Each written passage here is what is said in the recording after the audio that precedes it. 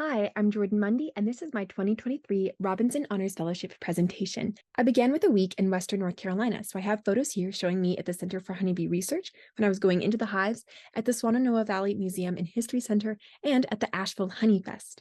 I continued my week with time spent at UNC Asheville's Bee Hotel and Pollinator Garden and the Asheville Bee Charmer, where they have a honey tasting bar, so I tried lots of different kinds of honeys. I also visited my grandmother and got some of my grandfather's books on beekeeping. I began my journey by flying to London, and I went to Cardiff, Wales, and then to the small town of Monmouth, Wales, where the organization Bees for Development is located. Bees for Development helps lift people out of poverty using low-cost, low-intensity beekeeping.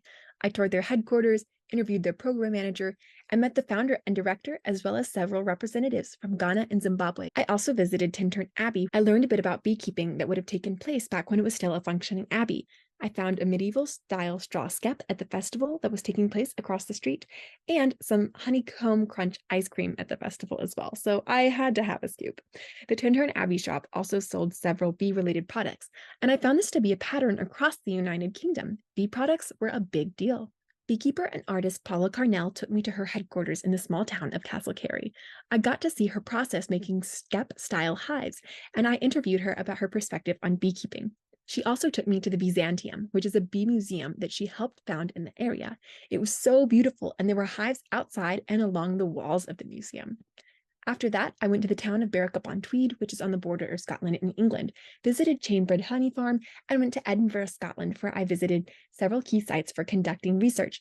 I took the train down to London and began my journey for the next 4 weeks. I met with the leader in the London Beekeepers Association at the Battersea Park Children's Zoo, and I was able to go into the hives and help her educate the young guests. So here I am handing out some spare honeycomb to one of the children.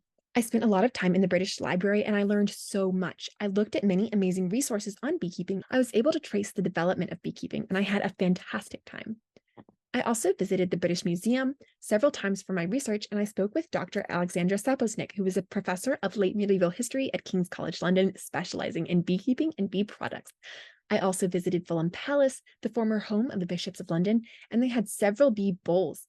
Bee bowls are essentially spaces in a wall meant to protect straw skep hives from the wind and the rain, and Fulham Palace has 3 bowls from the 16th century. I visited the Institute of Historical Research and looked at agricultural records of the counties, as well as a book from the 1600s on advice to women specifically for beekeeping.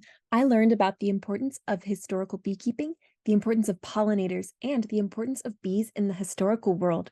I plan to share my findings with the Carolina Beekeeping Club here at UNC and the Center for Honeybee Research in Asheville.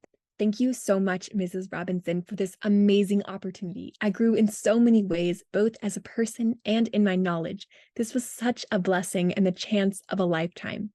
Thank you.